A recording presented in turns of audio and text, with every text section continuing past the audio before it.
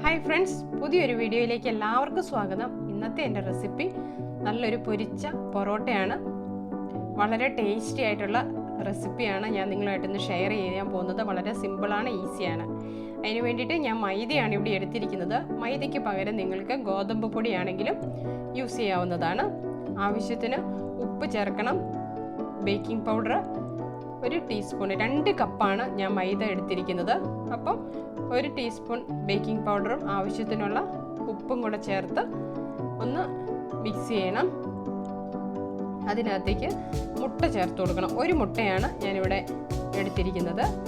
ആ മുട്ടയും കൂടെ ചേർത്ത് അതുകൂടെ ഒന്ന് മൈദയ്ക്കകത്ത് ഒന്ന് മിക്സ് ചെയ്യണം. പിന്നെ വെള്ളം ഒഴിച്ചു കൊടുക്കണം. 2 ടീസ്പൂൺ ഓയിലും കൂടെ ചേർത്ത് കൊടുക്കണം. സൺഫ്ലവർ ഓയിലാണ് ചേർക്കുന്നത്. എന്നിട്ട് വേണം നമുക്ക് നന്നായിട്ട് കുഴച്ചെടുക്കാൻ.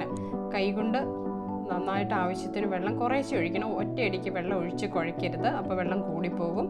അപ്പോൾ കുറേശ്ശെ ഒഴിച്ച് കൊടുത്ത് കൈകൊണ്ട് കുറച്ച് സമയം നമ്മൾ നന്നായിട്ട് മിക്സ് ചെയ്തെടുക്കണം. എന്നാലേ നല്ല സോഫ്റ്റായിട്ട് നമുക്ക് കിട്ടുകയുള്ളൂ. അതിനുശേഷം നമ്മൾ ഒരു ഹാഫ് ആൻ അവർ മാവ് മാറ്റി വയ്ക്കുന്നുണ്ട്. ഈ സമയം ഓയിലും കൂടെ ഒന്ന് അതിൻ്റെ മുകളിൽ സ്പ്രെഡ് ചെയ്തിട്ട് വേണം കവർ ചെയ്ത് വയ്ക്കാൻ വേണ്ടിയിട്ട്. ഇനി നമ്മൾ അതിനൊരു ഫില്ലിംഗ് ഉണ്ടാക്കുന്നുണ്ട്. അതിന് വേണ്ടിയിട്ട് ക്യാരറ്റ്, വലിയ ഉള്ളി, ക്യാബേജ്, ചിക്കൻ ആദ്യം തന്നെ ഉപ്പൊക്കെ ഇട്ടൊന്ന് വേവിച്ച് ചെറിയ പീസാക്കി കട്ട് ചെയ്ത് മാറ്റി വയ്ക്കണം. സൺഫ്ലവർ ഓയിലാണ് ഒഴിച്ചു കൊടുത്തിരിക്കുന്നത്. അതൊന്ന് ചൂടായി വരുന്ന സമയത്തേക്ക് ഇഞ്ചിയും വെളുത്തുള്ളിയും കൂടെ ഇട്ട് ഒന്ന് മൂത്ത മണം വരും. ഈ സമയം ചോപ്പ് ചെയ്ത് വെച്ചിരിക്കുന്ന വലിയ ഉള്ളി, ക്യാരറ്റ്, ക്യാബേജ്, പിന്നെ എരിവിന് ആവശ്യമുള്ള പച്ചമുളകും ഉപ്പും ചേർത്ത് ഒന്ന് വഴറ്റിയെടുക്കണം. വഴറ്റുക എന്ന് പറയുമ്പം വല്ലാണ്ട് ഫ്രൈ ഒന്നും ആവണ്ട.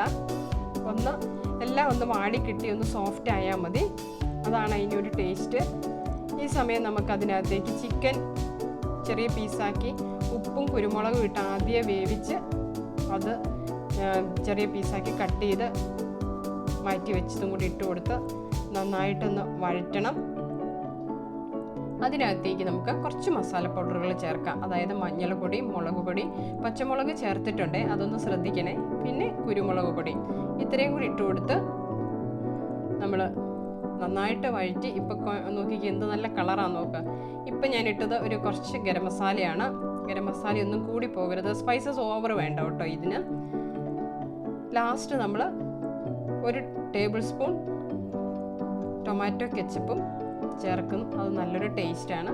മല്ലിയിലയും കൂടെ ഇട്ട് ഓഫ് ചെയ്തെടുക്കാം. ഇതാണ് നമ്മുടെ പൊരിച്ച പൊറോട്ടയുടെ ഫില്ലിംഗ് ആയിട്ട് ഉപയോഗിക്കുന്നത്. ഇനി നമ്മൾ മാവ് ഒന്ന് പരത്താൻ പോവാണ്. മാവ് നന്നായിട്ട് ഒന്ന് പരത്തി കനം കുറച്ച് പരത്തിയെടുക്കണം. നല്ല രീതിയിൽ കനം കുറയുന്നതാണ് നമുക്ക് അതിൻ്റെ അടുക്കൊക്കെ ഒന്ന് നല്ല വൃത്തിയാക്കി നല്ല ക്രിസ്പി ആയിട്ട്. അതിൻ്റെ പുറമേ ഉള്ള ഭാഗം നല്ല ക്രിസ്പി ആയിരിക്കും, പക്ഷേ ഉള്ളിൽ നല്ല സോഫ്റ്റ് ആയിട്ട് ഉണ്ടാവും. നന്നായിട്ട് നല്ല നൈസായിട്ട് പരത്തണം.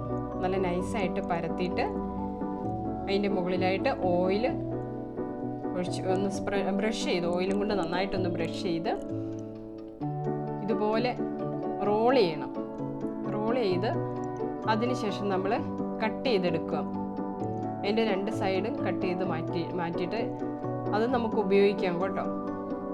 ഓരോ പീസും ഇങ്ങനെ കട്ട് ചെയ്ത് ഒരേ വലിപ്പത്തിലെടുക്കണം, എന്നാലേ നമ്മൾ ഫ്രൈ ചെയ്യുമ്പോൾ റെഡി ആവുള്ളൂ. ഇതുണ്ടോ, ഇപ്പോൾ ഉള്ളിൽ നല്ല അടുക്ക് പോലെ വന്നിട്ടുണ്ട്. ഇനി ഇതൊന്ന് പ്രസ് ചെയ്ത് കൊടുക്കണം.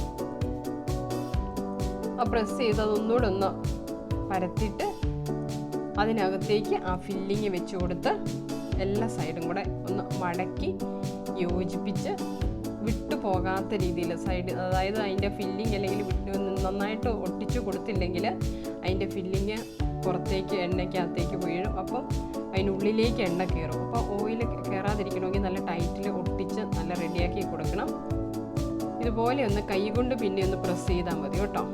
ഇപ്പം നമ്മുടെ പൊറോട്ടയെല്ലാം സ്റ്റഫ് ചെയ്ത പൊറോട്ടയെല്ലാം റെഡിയാക്കി വെച്ചിട്ടുണ്ട്. ഇനി ഓയിൽ ഒഴിച്ചു കൊടുത്ത് അതൊന്ന് ചൂടാവണം.